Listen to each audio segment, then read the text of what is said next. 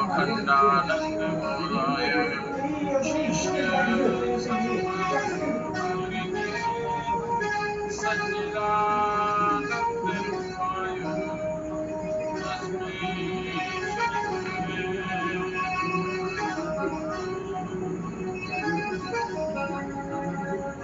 ब्रह्मा गुरु विष्णु गुरुदेवो महेश्वर गुरु साक्षात् परब्रह्म तस्मै श्री गुरवे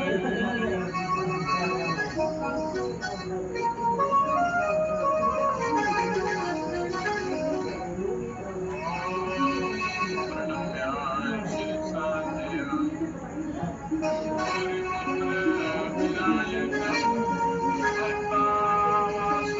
Gauriputra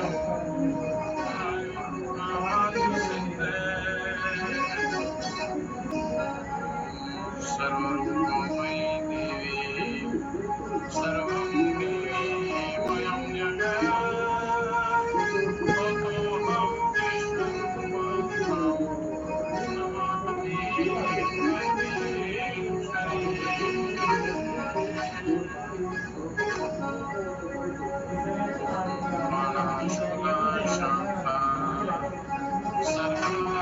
फुल्लवदना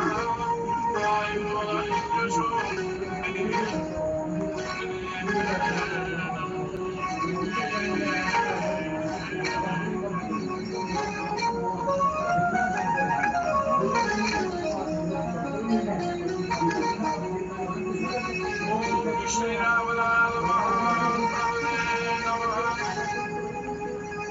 Shri Ramalal Parabrahmane Namaha Shri Ramalal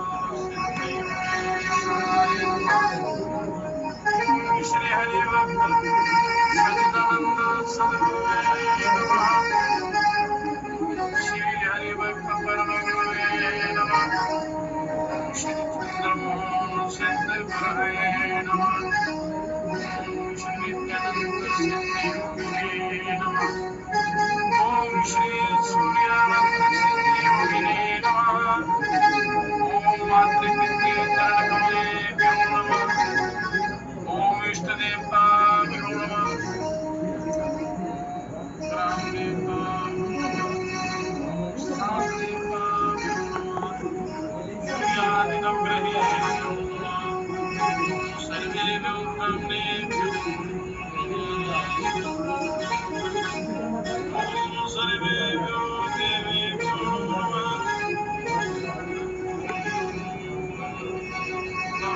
Shudha Shanta Sarva Vardhana Ayurveda Yashvardhini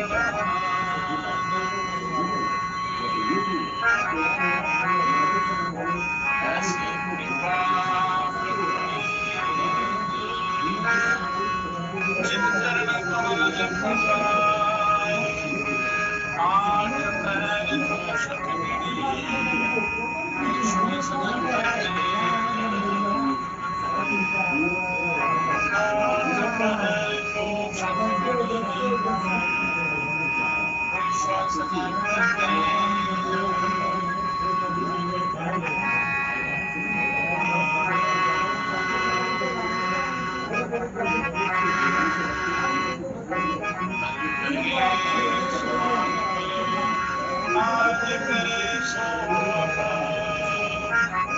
पल में पले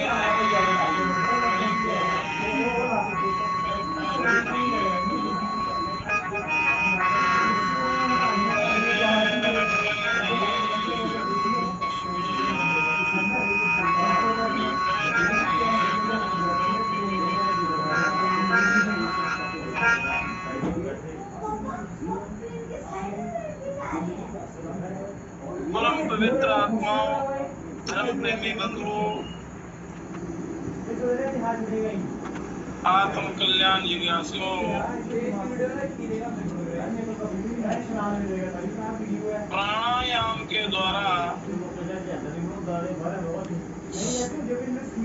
इस प्राण शक्ति को जागृत करना है, उस महामाया कुंडली शक्ति को। और वो प्राणायाम आपका हर समय चलते रहना चाहिए। ये प्राणायाम रूपी माला आपकी चल रही है, पर जब तक आप उसकी तरफ ध्यान नहीं देंगे तो उसका पूरा लाभ नहीं मिलेगा, उसका लाभ मिलता ही नहीं। ऐसे ही जीवन के दिन विश्वास पूरे होते हैं, और जो लाभ कमाना चाहिए वो मनुष्य नहीं कर सकता। तो शास्त्रों में इसकी विधि युक्ति बताई हुई है।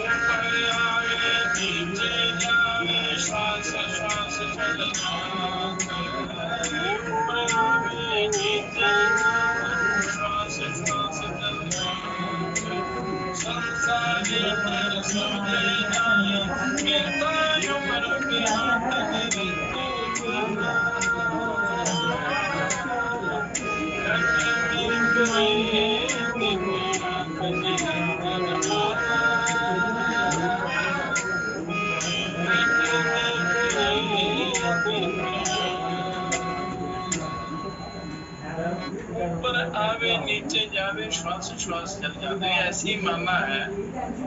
श्वास आप अंदर लेते हैं, श्वास बाहर आता है, बाहर निकालते हैं। श्वास प्रश्वास में ये सारा जो है समय बीतता है। संसारी नर समझे नाही बिरथा उम्र बिहार के बिना युक्ति के कि इस माला को, श्वास रूपी माला को, निरंजन माला को कैसे आपने फेरना है, कैसे जाप करना है, कैसे ध्यान करना है, जब तक इस रहस्य को आप समझेंगे नहीं तो मनुष्य के श्वास जाया चले जाते हैं, व्यर्थ हो जाते हैं। ऐसे ही उम्र पूरी करने वाली बात हो जाती है कि आए और अपने श्वास पूरे किए चलते हुए, पर जो समय मिलता है और उसमें जो श्वास लिए जाते हैं तो उससे पूरा लाभ आपने लेना है। तो इसमें कोई कुछ भी बाहर से कुछ भी किसी भी वस्तु की आवश्यकता नहीं होती है। जरूरत होती है मन को वश में करने की और इस तरफ ध्यान लगाने की, और प्राणायाम की विधि से यदि ये जाप हो जाए जो चल रहा है, इसी को सूक्ष्म गहरा लंबा करके ध्यान युक्त ध्यान पूर्वक इसको किया जाए तो यही कल्याणकारी हो जाता है।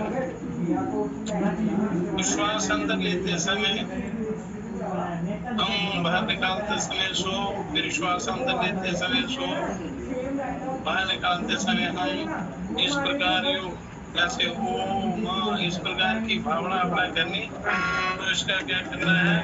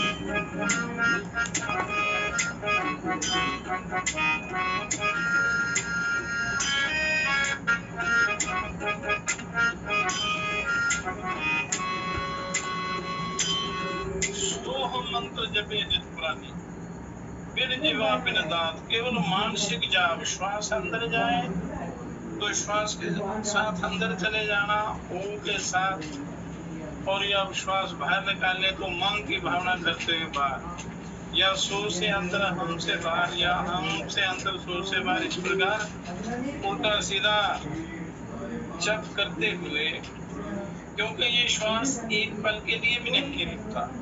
श्वास रुक जाए तो सारा जीवन समाप्त हो जाता है। तो ये जाप हर समय निरंतर सतत बिना किसी रुकावट के हो रहा है। पर जब आप इसकी ओर ध्यान नहीं देंगे तो ये आपके द्वारा किया हुआ नहीं माना जाएगा, क्योंकि आप केवल इस पूरे ध्यान को संसार की तरफ लगा देंगे।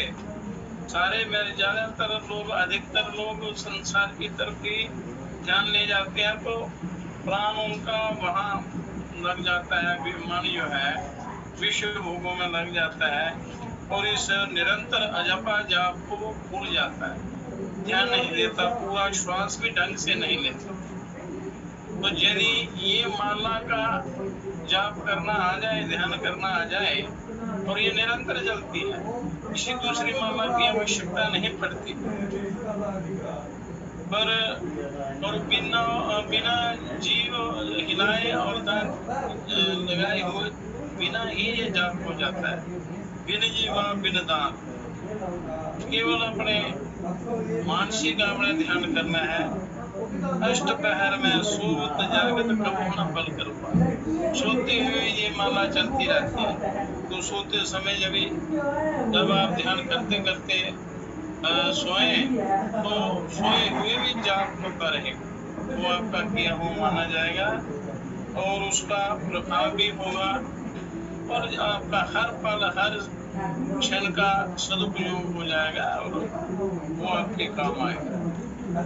कैसे जाप चलता है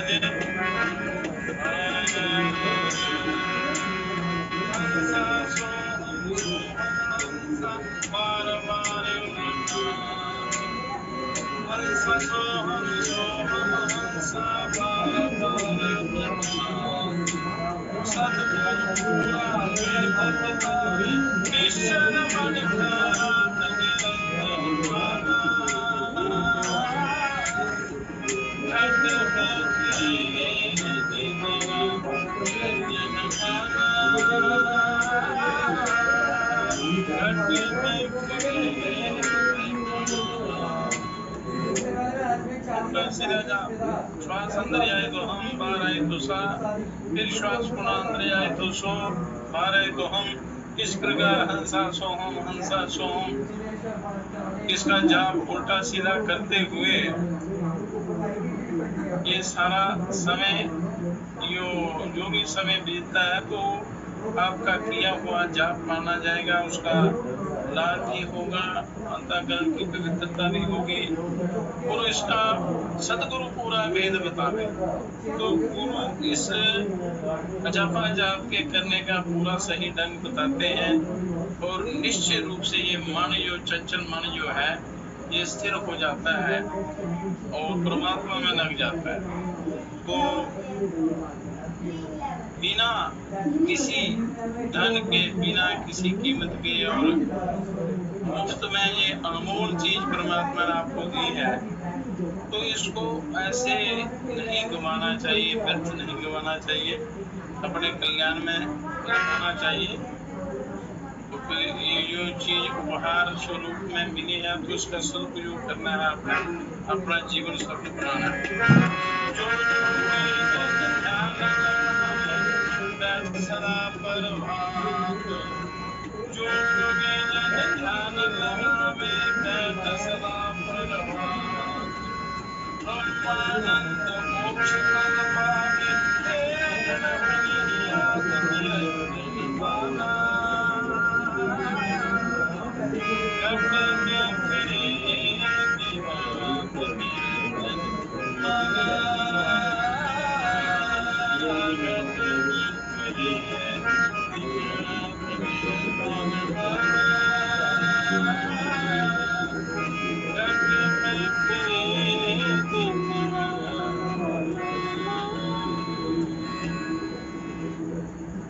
तो प्रातः काल ब्रह्म मुहूर्त में उठकर जो ध्यान करते हैं, श्वास रूपी माला का जाप करते हैं, तो उनका परम कल्याण निश्चित हो जाता है, निश्चित रूप से होता है और उसका सारा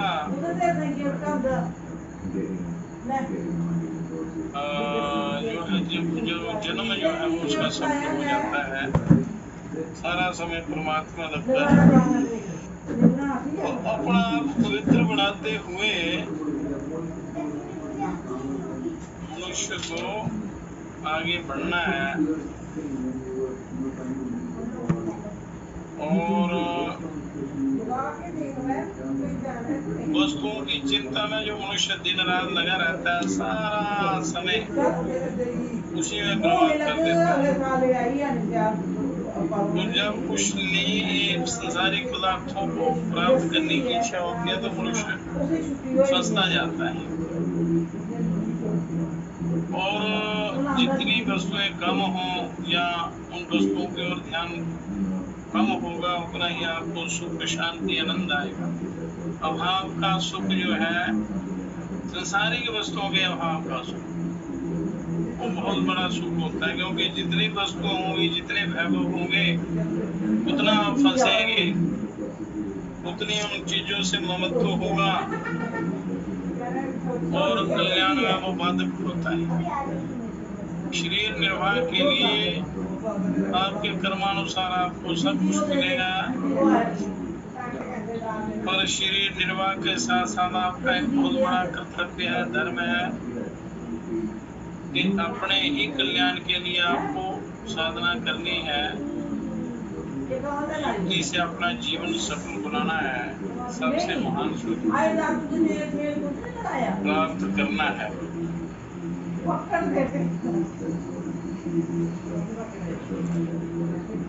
तो अगर वस्तुओं में आपका मन रहेगा तो परमात्मा में मन नहीं लग सकता। वस्तु नाशमान है, सीमित है, तो आपको कैसे सुख दे सकती है? जो सीमित वस्तुएं हैं तो आपको भी सीमित समय तक ही आपका निर्वाह कर सकती हैं, कल्याण नहीं कर सकती। जो असीम है, अनंत है, अपार है, जिससे सारे ब्रह्मांड पैदा होते हैं, उसकी शरण में जाएंगे, हर प्रकार से आपका कल्याण होगा।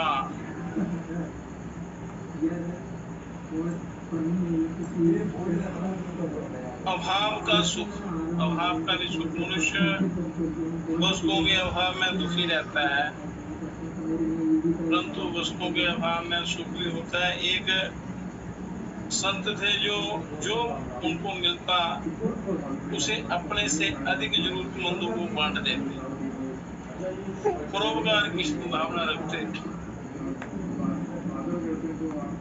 तो इस उदारता से उन्हें कई बार स्वयं रहना पड़ता था। बड़ी उदारता कर देते थे, जो आता सब बांट देते थे, कई बार भूखा रहना पड़ता था।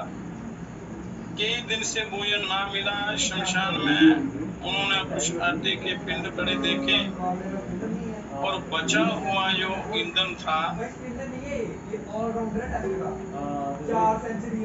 बिखरा पाया। सोचने लगे इसी से रोटी पकाकर अपना पेट भर लेंगे। तो शिव पार्वती उधर से निकले। तो पार्वती जी ने भक्त की ऐसी दरिद्रता देखकर भगवान ने कहा कि आप भक्तों पर दया नहीं करते, उनके अभाव दूर क्यों नहीं करते। उस भगवान जी ने कहा, शिव जी ने कहा कि भक्त जन अभावग्रस्त दरिद्र कंगाल नहीं होते। भक्त जन जो है वो अभावग्रस्त कंगाल दरिद्र नहीं होते।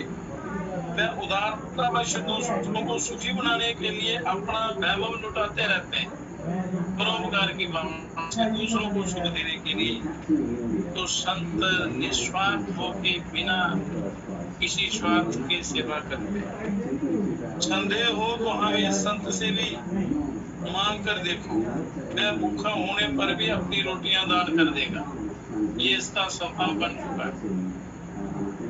परीक्षा के बाद चाहे तो पार्वती जी वृद्धा का वेश बनाकर पहुंची और अपनी तथा पति की भूख बुझाने के लिए रोटी मांगी। वेश धारण करके वहां चले गए उसके पास। तो पिंड इकट्ठे करके 4 रोटियां बनाई थी। तो संत ने 2 रोटी वृद्धा को दे दी और 2 से अपनी उदर ज्वाला शांत कर दी, ताकि जीवित रहा जा सके।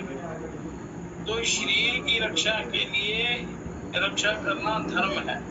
इसको चलाने के लिए, इसकी रक्षा करने के लिए अगर कुछ ग्रहण करते हैं तो वो आपका धर्म है, क्योंकि उसके बिना भजन नहीं होगा। शरीर नहीं रहेगा तो भजन और परमार्थ कैसे होगा। तो 2 रोटियां उन्होंने उनको दे दी और 2 रोटियां खुद रखी। तो शिव पार्वती ने सच्चे भक्त की निष्ठा देखी और बहुत प्रसन्न हुए। प्रकट होकर वर मांगने के लिए कहने लगे। तो भक्त ने कहा, हे प्रभु ऐसा वर दीजिए कि सुपात्र व्यक्ति सदा सुपात्र जाचक मेरे सामने आते रहे, जो सुपात्र हैं, और अपना पेट काट कर भी उन्हें कुछ देने का संतोष लाभ प्राप्त करता रहो। तो देने में, उनको देने में संतोष होता, तो संतोष से बढ़कर कोई लाभ नहीं। आपके पास खर्चों भी हो जाए ताकि संतोष नहीं होता, तृष्णा बढ़ती जाती है, तो सुख नहीं प्राप्त कर सकता। मनुष्य उलझ जाता है और भयंकर नरक की तरफ जाता है। तो संतोष जो है सर्वोपरि लाभ है। भूखा रहकर भी जिसको संतोष है वो सबसे बड़ा अमीर और धनवान है और महान है। तो पार्वती जी की आंखें छलक आई और बोली कि ऐसे वक्त का अभाव दूर करना कठिन है। उसे वे अपना गौरव मानते हैं, क्योंकि वो गुरु मानते हैं, उसी में उनको शांति है। देने में, बांटने में, दान में उनको संतोष मिलता है। और जो संतोष का सुख होता है वो वस्तुएं सुख नहीं दे सकती। संसार के विषय भोग उस संतोष के सुख की बराबरी नहीं कर सकते। तो यही त्याग युगों युगों तक इतिहास को प्रकाश देता रहता है। आगे आने वाले हर पीढ़ी को महापुरुष उत्पन्न करते रहने का उत्तरदायित्व जो है यही सौजन्य पूर्ण करता है, यही त्याग जो है। तो जैसे हरिश्चंद्र जी थे, दोनों ने त्याग किया था, सच्चे त्यागी थे, और त्याग से तत्काल शांति मिलती है। और बड़ी परम शांति मिलती है। गीता में भी लिखा है, यो त्याग है, विषयों का त्याग कर दो, सांसारिक भोगों का त्याग कर दो, वासना का त्याग कर दो। जो त्यागने योग्य है उनको त्यागना चाहिए। पर मनुष्य क्या करता है, जो त्यागने योग्य नहीं है उनको अपनाता है, जो अपनाने योग्य है उनका त्याग कर देता है। अपने परमार्थ, अपनी साधना का, अपने धर्म कर्म का त्याग कर देता है। तो इस प्रकार हरिश्चंद्र जी की तरह त्यागी जो बनता है उनको परम संतोष लाभ मिलता है, उनका जीवन सफल हो जाता है।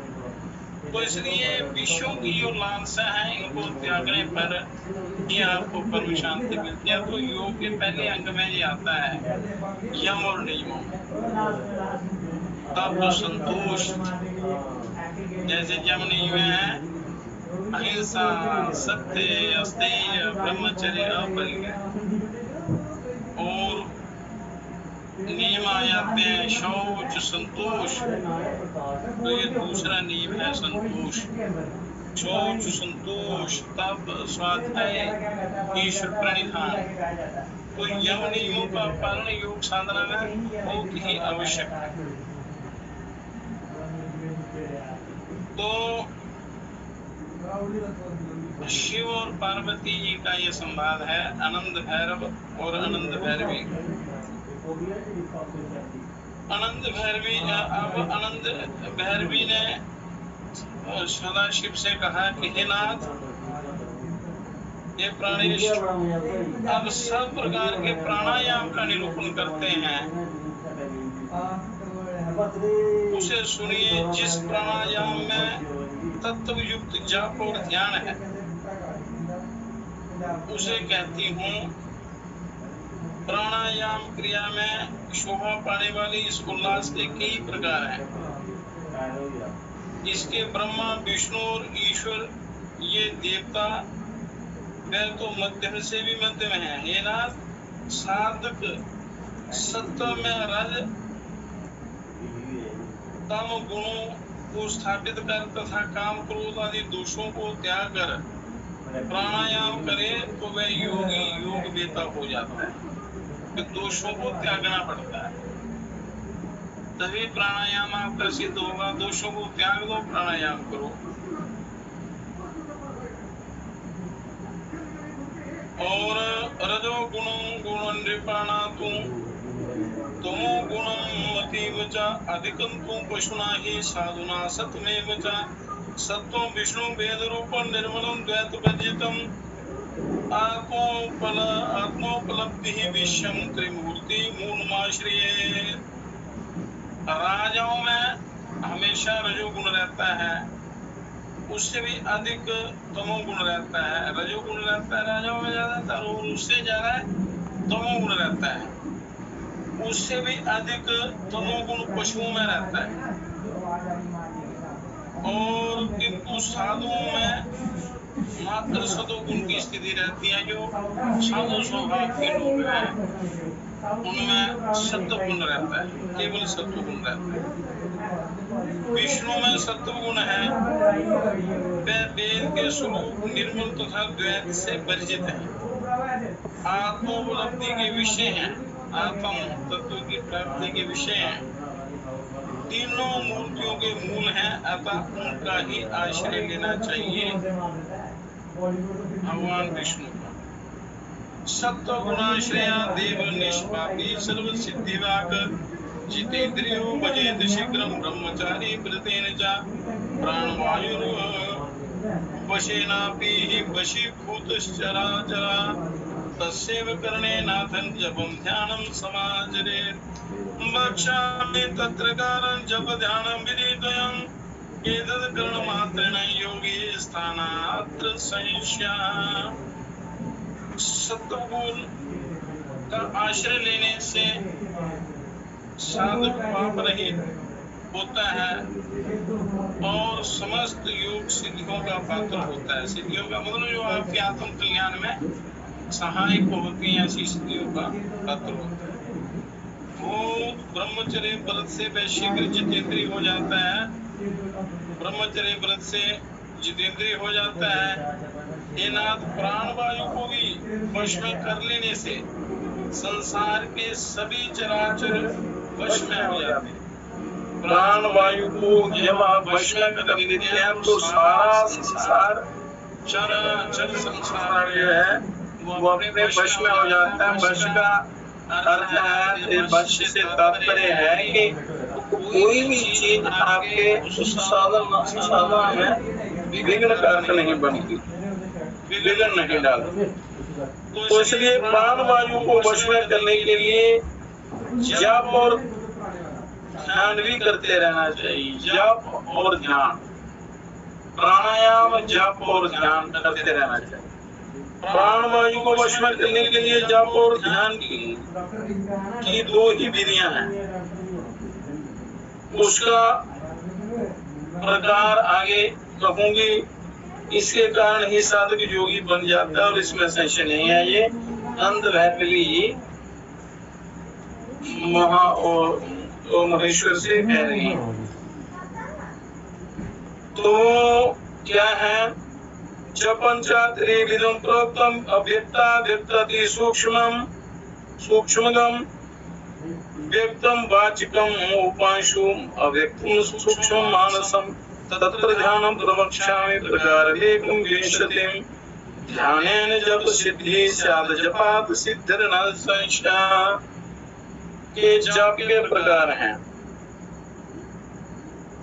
व्यक्त रूप से होने वाला जप के प्रकार, पहला जो है वो व्यक्त रूप से होता है होने वाला, दूसरा अव्यक्त रूप से होने वाला, तथा तीसरा अत्यंत सूक्ष्म रूप से होने वाला। ये जप के तीन वेद हैं, व्यक्त, अव्यक्त और अत्यंत सूक्ष्म। व्यक्त जप वह है जिसे वचन रूप से उच्चारण किया जाए, जो बोलकर किया जाता है, ऊंचे स्वर में किया जाता है। उपांशु मतलब जो जिह्वा के संचालन से जो जप किया जाए वह अव्यक्त है, और जो मन से किया जाने वाला जप जो है वो अत्यंत सूक्ष्म होता है, मन से उसका लाभ भी ज्यादा होता है। अब ध्यान के विषय में कहती हूँ कि उस ध्यान के 21 प्रकार हैं। जप के 3 प्रकार हैं। जो मानसिक जप है उसका लाभ बहुत अधिक होगा। ध्यान से जप कर सिद्धि होती है, और जप से वास्तविक सिद्धि होती है, इसमें संशय नहीं। आदो विद्या महादेवी ध्यानं वक्ष्यामि शंकरः एषा देवी कुंडली तस्य गुणाम्बुजे मनः करोति सर्वाणि धर्मकर्माणि सर्वदा यत्र गच्छति स श्रीमान् तत्र वायुश्च गच्छति। तो प्राणायाम की विधि सीखकर प्राणायाम के साथ ही जप को ध्यान करना चाहिए, क्योंकि प्राणायाम से अंतःकरण के मल धुल जाते हैं, नालियों के नस नालियां शुद्ध हो जाती हैं और ध्यान करने में बहुत बड़ी सहायता मिलती है। हे शंकर, सर्वप्रथम विद्या महादेवी का ध्यान कहती हूँ।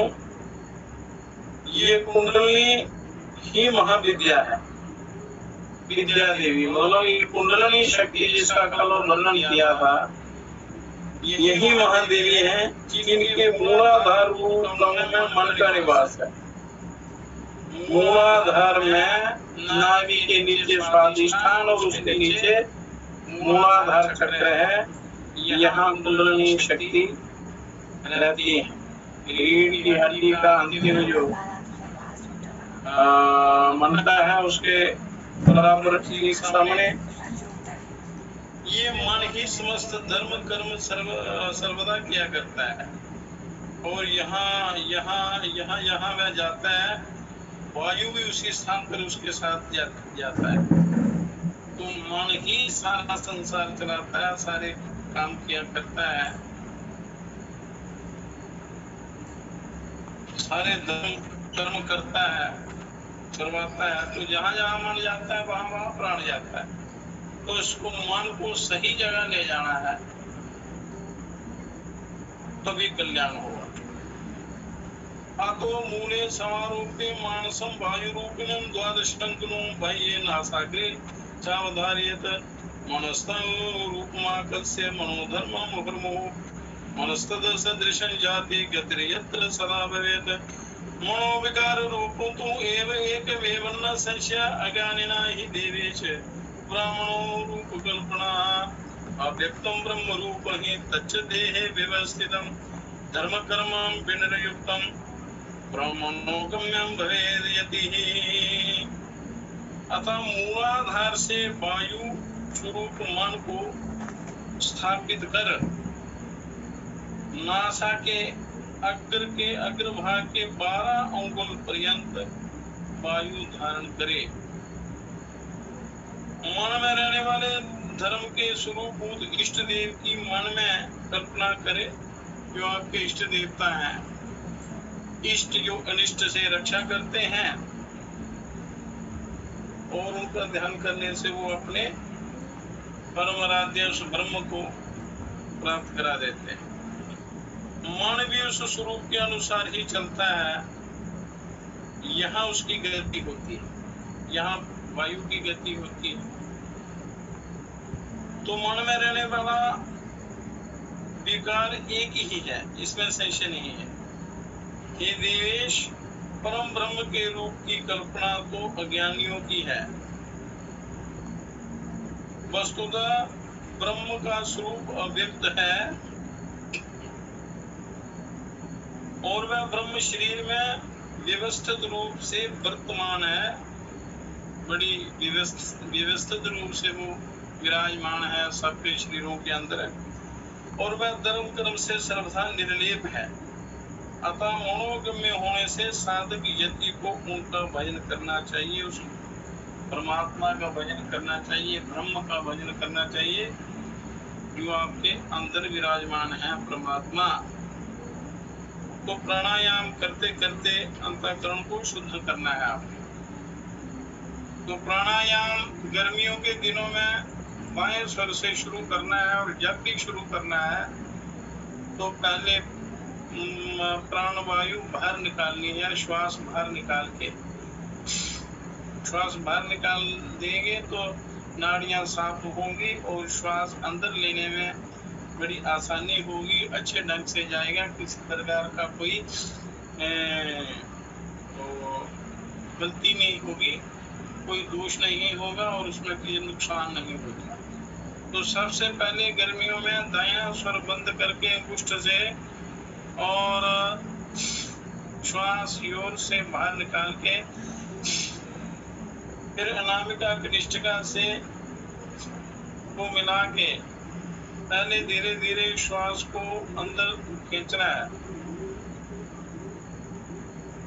हल्का गहरा और लंबा श्वास खींचना है और फिर उन दोनों नासिकाओं से बंद कर देना। फिर यथाशक्ति रोकना।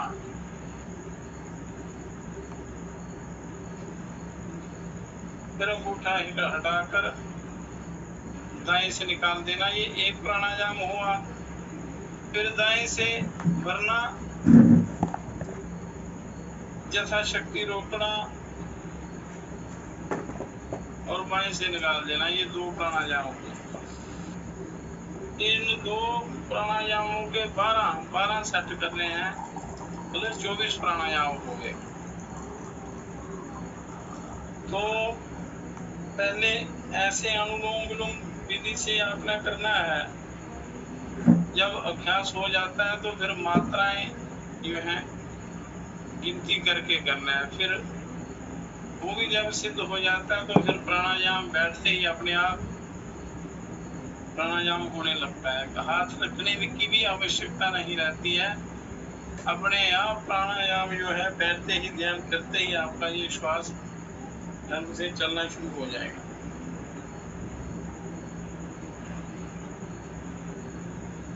तो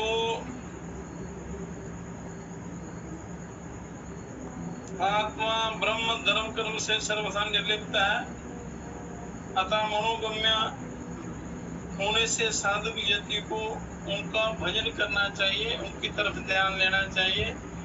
जिस तरफ आप मन लगाएंगे प्राण भी उसी तरफ जाएगा। पदं चतुर्दनो मूले सर्वा स्वर्ण वर्णम मनोहरम तत्कर्णिका मध्य देशे स्वयं भूवेष्टिता भजेत। कोटि सूर्य प्रतीकाशा सुष्मनारंद्रगामिनीम ऊर्ध्वं गलत सुधाधार मंडिता कुंडलीं भजेत। मूलाधार में स्थित कमल 4 दलों वाला है। मूलाधार में जो कमल की कल्पना है वो अति सूक्ष्म है और कमल की तरह ही 4 दलों वाला है, जो मनोहर तथा स्वर्ण के समान वर्णों वाले हैं।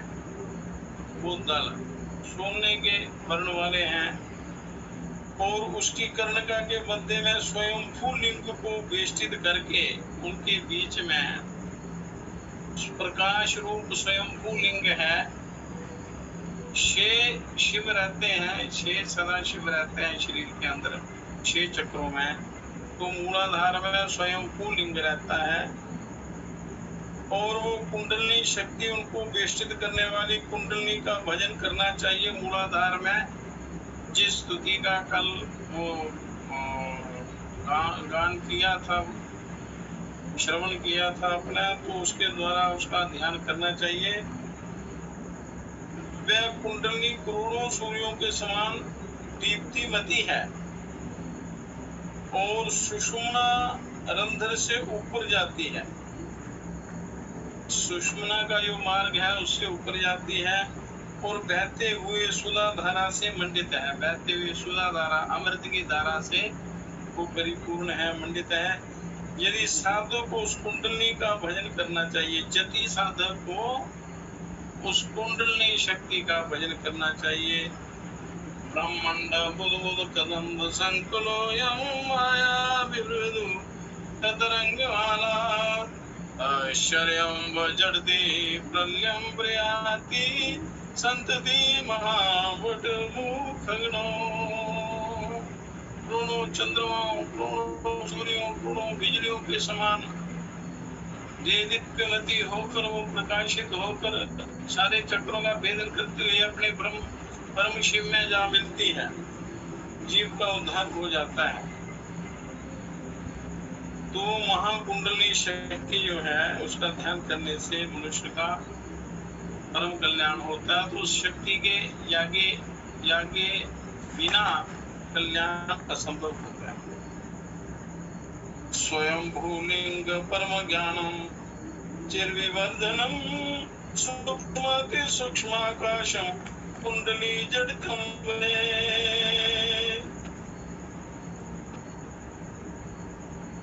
पूर्वोक्त योग पटलं तत्र मूले विवाप्येत कुंडली ध्यान मात्रेण षट चक्र भेद को भवेत्। ध्यायेद देवी कुंडलिनी परापर गुरु प्रियाम आनंदा भुवे मध्यस्था योगिनी योग मातरम। उस कुंडलिनी से वेष्टित परिवेष्टित स्वयंभू लिंग है, जो सूक्ष्म से भी अति सूक्ष्म है और आकाश के समान निर्लिप्त है तथा जो परम ज्ञान को निरंतर बढ़ाता रहता है, उसका भजन करना चाहिए। साधक उस मूलाधार में कुंडलिनी तथा परिवेष्टित स्वयंभू लिंग के उभय योग का ध्यान करे, इन दोनों का ध्यान करे और इस प्रकार के कुंडलिनी के ध्यान मात्र से सिद्ध साधक षड चक्रों का भेदक हो जाता है और सारे चक्र खुल जाते हैं ध्यान करने से। पर और अपर गुरुओं की प्रेमस्पदा अनंत स्वरूपा मूलाधार रूप में रहने वाली योगी जनों की योग माता कुंडलिनी का ध्यान करना चाहिए। उस कुंडलिनी शक्ति का ध्यान मूलाधार में करना चाहिए और कुंडलिनी जब जागृत होती हैं तो उनकी जो गति है 3,45,000 किलोमीटर प्रति सेकंड की है। प्रति पल की उनकी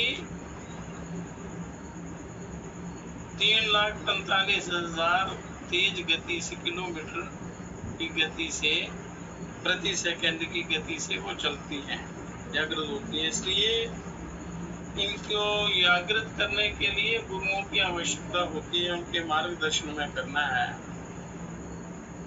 तो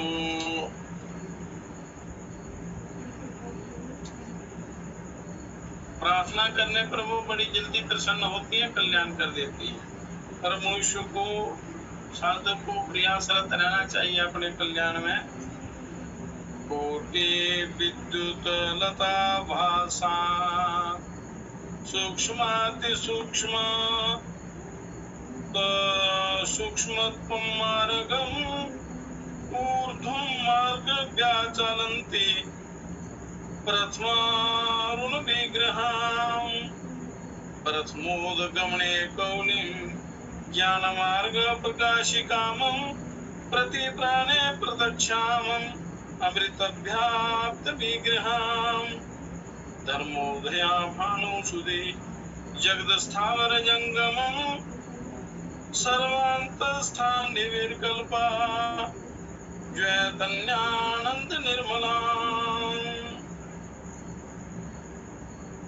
करोड़ों बिंदु लता के समान देदीप्यमान, महाप्रकाशमान, सूक्ष्म से भी अति सूक्ष्म मार्ग में गमन करने वाली और ऊपर की तरफ, ऊर्ध्व की तरफ चलने वाली और सर्वश्रेष्ठ अरुण वर्ण के शरीर वाली कुंडलिनी का ध्यान करना चाहिए। उस महाभगवती का ध्यान करना चाहिए। उनका क्या स्वरूप है, जैसे जैसे ये बताया है यहाँ ऋषि मुनियों ने, साधकों ने, या जिन्होंने अनुभव किया है, उसके अनुसार ही ये मनुष्य को ध्यान करना चाहिए। तो प्रथम गमन के समय कौड़ी रूप धारण करने वाली, ज्ञान मार्ग का प्रकाश करने वाली और ऊपर से नीचे की ओर आने के समय अमृत से व्याप्त विग्रह वाली कुंडलिनी शक्ति का ध्यान करना चाहिए। कुंडलिनी जब जागृत होती है, सारे चक्रों का भेदन करती हुई परम शिव में जाकर मिलती हैं और वहां से अमृत के साथ अपने पुनः उनका सामरस्य प्राप्त करके पुनः ही अपने स्थान पर मूलाधार में आ जाती हैं। उन कुंडलिनी शक्ति का ध्यान करना चाहिए। धर्म से उदय होने वाली और किरणों से व्याप्त, मतलब धर्म जब तक नहीं होगा तो इसको जागृत करने का सौभाग्य नहीं मिलेगा। तो किरणों से व्याप्त जगत के स्थावर जंगम स्वरूप वाली, सभी के अंतःकरण में निवास करने वाली, निर्विकल्प चैतन्य और आनंद से सर्वदा निर्मल स्वरूप वाली कुंडलिनी का ध्यान करना चाहिए। कुंडलिनी योग जो है ये सर्वोपरि योग है। ये सिद्ध योग की प्राप्ति करा देती है महामाया। आकाश वाहनी नित्यां सर्वावरण स्वरूपिणी महाकुंडलिनी ध्येया ब्रह्म विष्णु शिवा देवी प्रणवांता स्थिता शुद्धा शुद्ध ज्ञान ऐश्वर्या शिवा कुल कुंडलिनी सिद्धि चंद्रमंडल भेदिनी। ये महामाया कुंडलिनी शक्ति आकाश में उड़ने वाली नित्य स्वरूपा, समस्त वर्ण स्वरूपा, ब्रह्मा विष्णु शिवादि देवताओं से ध्यान करने योग्य कुंडलिनी का ध्यान करना चाहिए और उस कुंडली का ध्यान करना चाहिए। और प्रणव के मध्य में रहने वाली शुद्ध स्वरूपा, शुद्ध ज्ञान श्रेया, सबका कल्याण करने वाली महामाई जग जननी, चंद्रमंडल का भेदन करने वाली और सिद्धि स्वरूपा कुल कुंडलिनी का ध्यान करना चाहिए। मनुष्य को मूलाधार में प्राणायाम के साथ साथ उस महामाई का ध्यान करना है। मूलां भोज स्थिता माध्यम जगद योनि जगद प्रियामं स्वाधिष्ठानादि पद्मस्थं सर्वशक्तिमयीं पराम् आत्म विद्या शिवानंदा पीठा स्थामति सुंदरीमं सर्पाकृते रक्तवर्णा सर्वरूप विमोहनी के मूलाधार के कमल पर निवास करने वाली है कुंडलिनी शक्ति योग साधना से बड़ी जल्दी जागृत होती हैं। यदि सही युक्ति आपको मिल जाए तो सिद्ध योग विद्या के साथ ये जागृत हो जाती हैं और पूर्ण ब्रह्म को प्राप्त करवा देती हैं। आध्या जगत की कारणभूता समस्त जगत में से प्रेम करने वाली और स्वाधिष्ठान पद में रहने वाली सर्वशक्तिमयी परा कुंडलिनी का ध्यान करना चाहिए। मूलाधार में रहती हैं, स्वाधिष्ठान चक्र में रहती हैं, समस्त चक्रों में इनका वास है। आत्म विद्या शिवानंदा पीठ में निवास करने वाली अत्यंत सुंदरी सांप के समान आकृति वाली रक्त वर्ण रूप से सबको सुमोहित करने वाली कुल कुंडलिनी का ध्यान करना चाहिए। उस महान शक्ति का ध्यान करना चाहिए।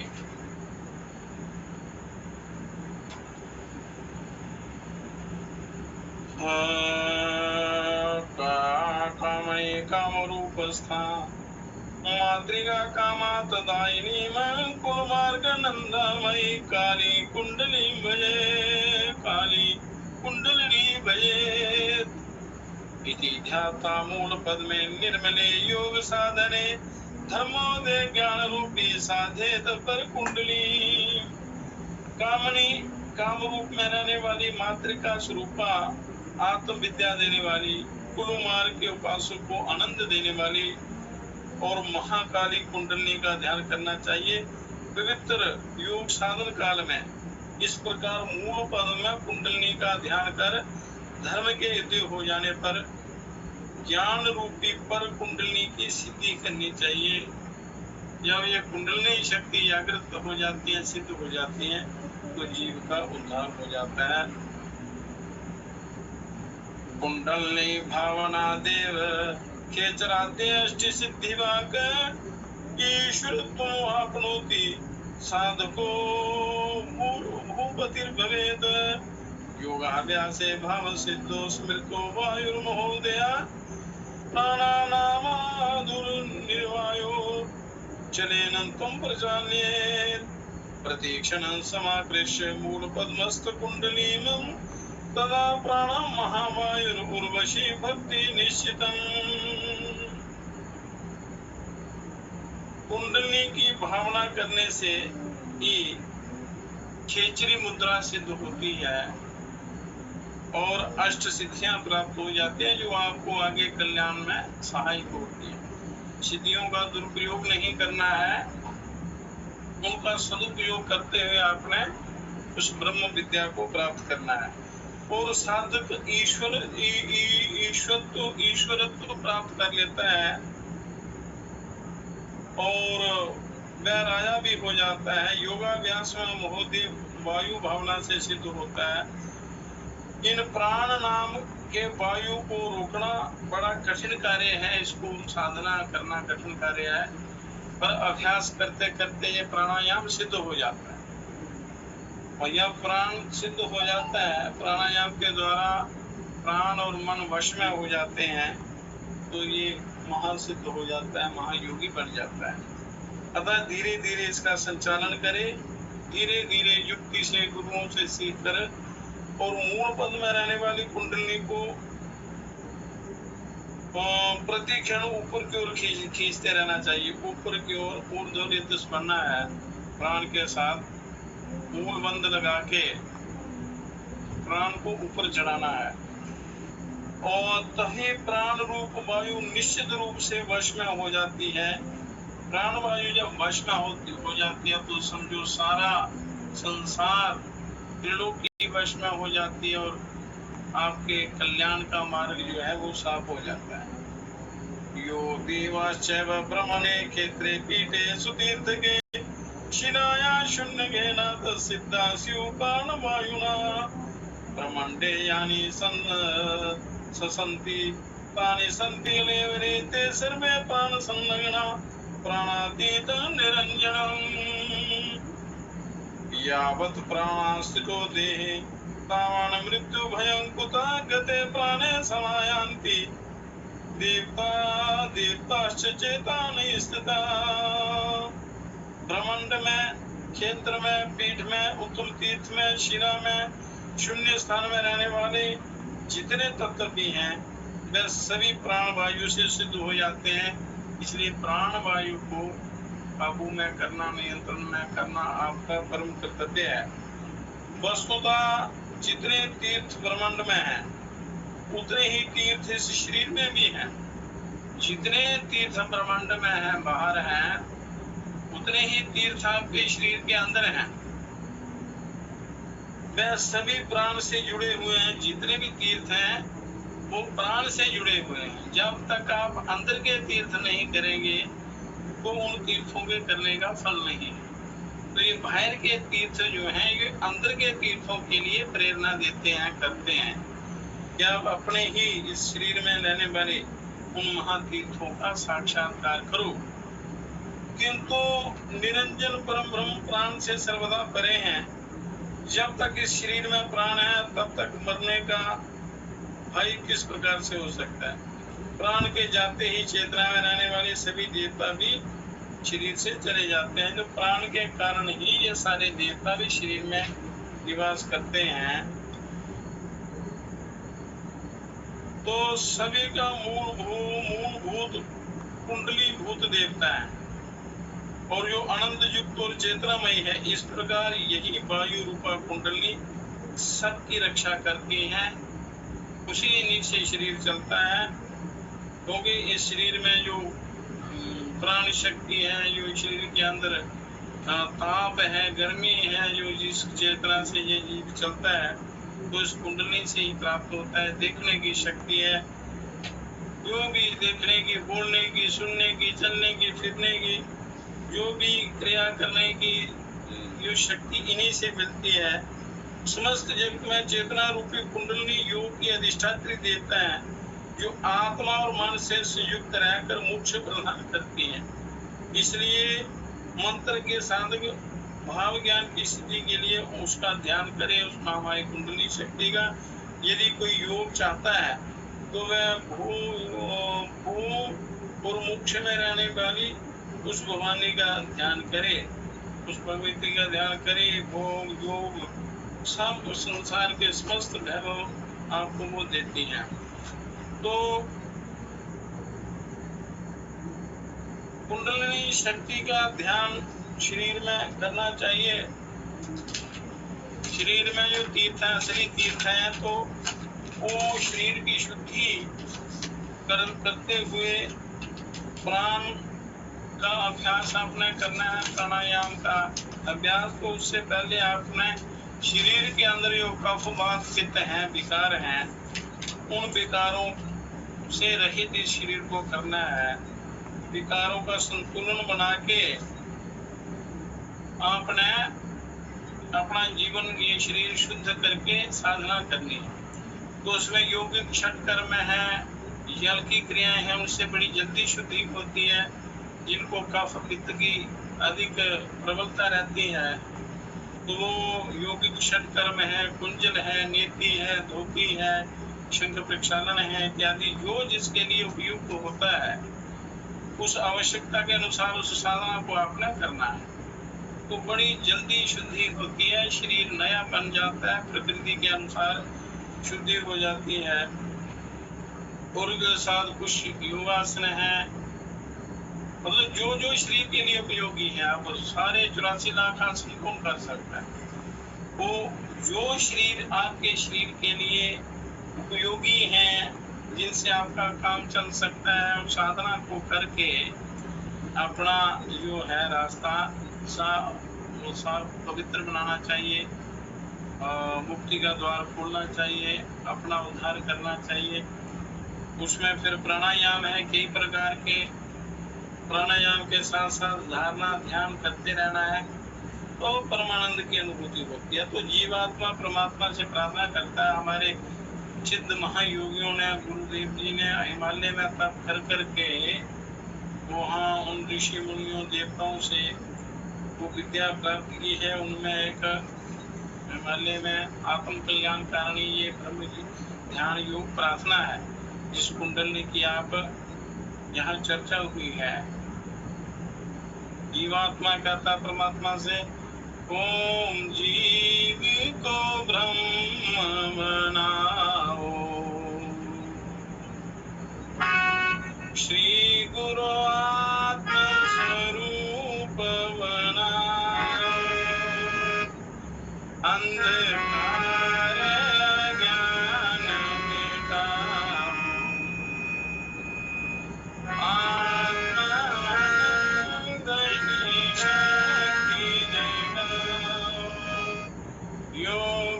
योगानंदनी शक्ति जगाओ,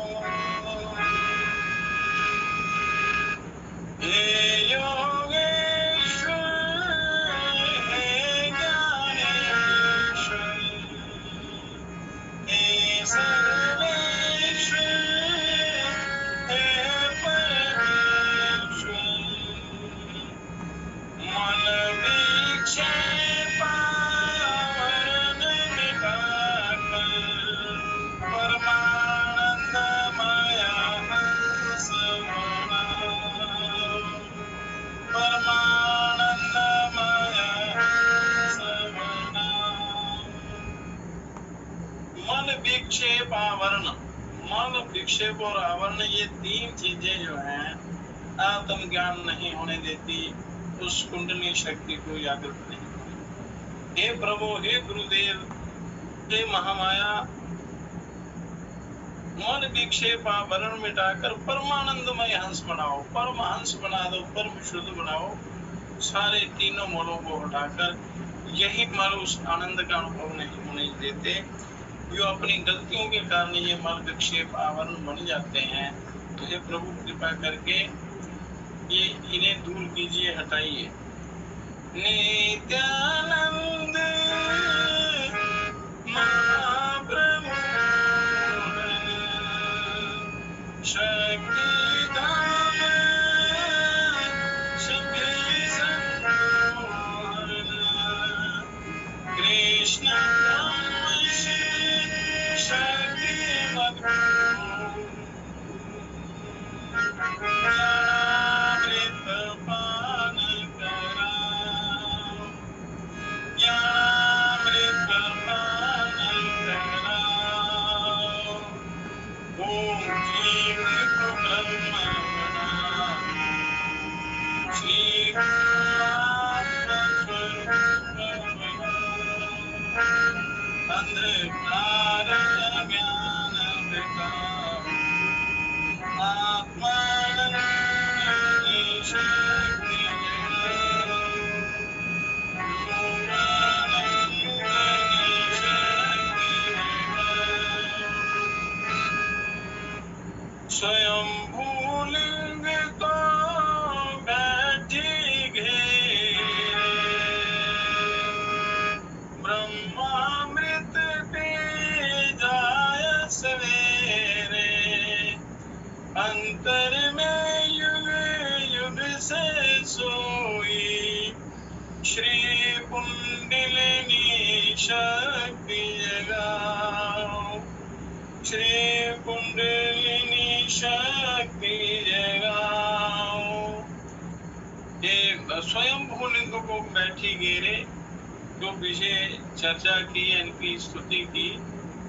ये स्वयंभू लिंग मूलाधार में स्वयंभू लिंग को परिवेष्टित कर वहाँ बैठी हुई है महाकुंडलिनी शक्ति। है प्रभु, उस मूलाधार में निवास करने वाली स्वयंभू लिंग को घेर कर बैठी हुई कुंडलिनी शक्ति सोई हुई है और सारे अमृत को पी जाती है। प्रभु, उस सोई हुई कुंडलिनी को जागृत करो, जगाओ।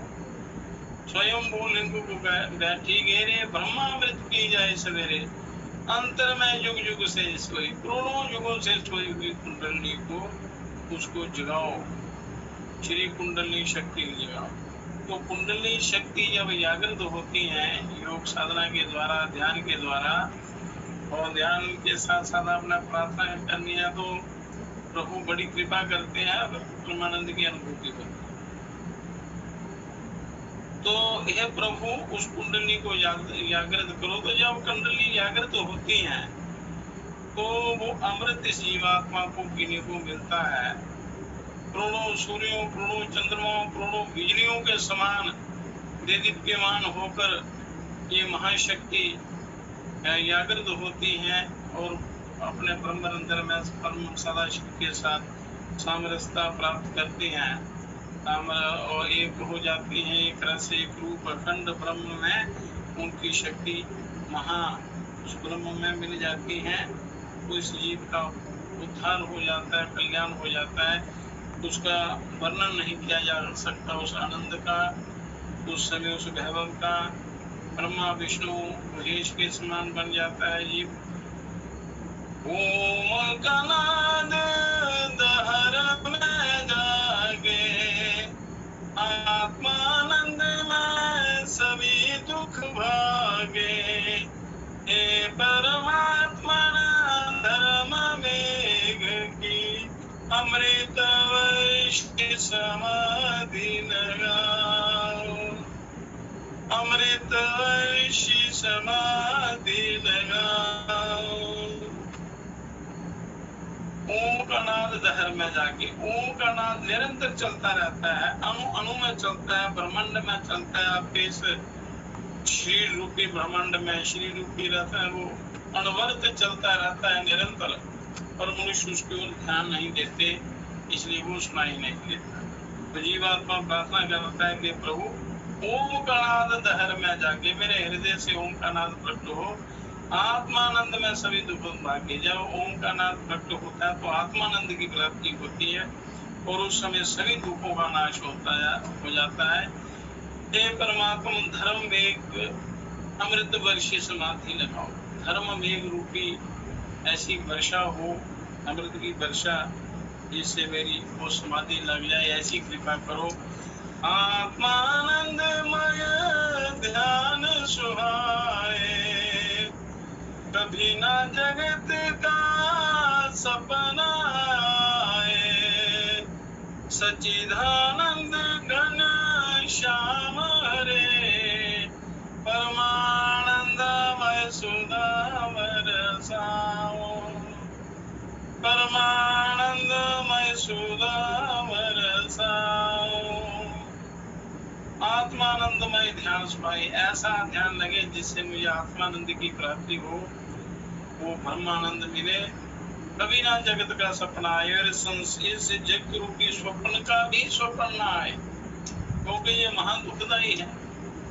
हे करुणामय प्रभु राम हरे हरे, सच्चिदानंद घन श्याम हरे, परमानंदमय सुधा बरसाओ, परमानंद रूपी अमृत की वर्षा करो प्रभु, तेरा उद्धार करो, कल्याण करो। ये जीवात्मा प्रार्थना करता है परमात्मा, तो परमात्मा से तो प्राणायाम के साथ इस प्रार्थना को यदि बोला जाए तो बड़ी कृपा होती है। प्राणायाम भी हो जाता है, अंतःकरण की शुद्धि भी हो जाती है, ईश्वर की प्रार्थना हो जाती है, प्रभु बड़ी प्रसन्न होते हैं, कुंडली जागृत होती है। तो कई तरीके हैं कुंडली के जागृत करने के। तो ये प्रार्थना यदि आप रोज करें, इसको याद करके प्राणायाम के साथ ध्यान में बैठकर, सारे तीर्थों का फल आपको मिलेगा, अंदर के तीर्थों का दर्शन होगा। तो जब अंदर के ये कपाट खुल जाते हैं, ग्रंथियां खुल जाती हैं, चक्र खुलते हैं, तो त्रिलोकी के सारे ब्रह्मांडों के दर्शन आप करके उस परिपूर्ण ब्रह्म परमानंद का लाभ प्राप्त कर सकते हैं। तो इसलिए ये ब्रह्म योग ध्यान प्रार्थना गुरुओं, सिद्ध गुरुओं के द्वारा, सिद्ध योग विद्या के द्वारा ये सबके कल्याण के लिए बनाई हुई है उन्होंने। तो जो इसका अभ्यास करता है उसका कल्याण होता है। तो आज का सत्संग जब तक, हे परम पिता, हे विश्व पिता, हे राष्ट्र पिता, हे जगदाता, हे करुणामय दीन दयालो, पूर्ण गुरु हे अपरंपार, हे महेश अब शीघ्र कृपा कर, हमें दीजिए योग विचार, मानवता के प्रेरक बनकर, नाथ करे सुखमय संसार। हे परम पिता राष्ट्रपिता हे राष्ट्रपिता हे जगदाधार, हे राष्ट्रपिता हे जगदाधार। ओम शांति शांति शांति।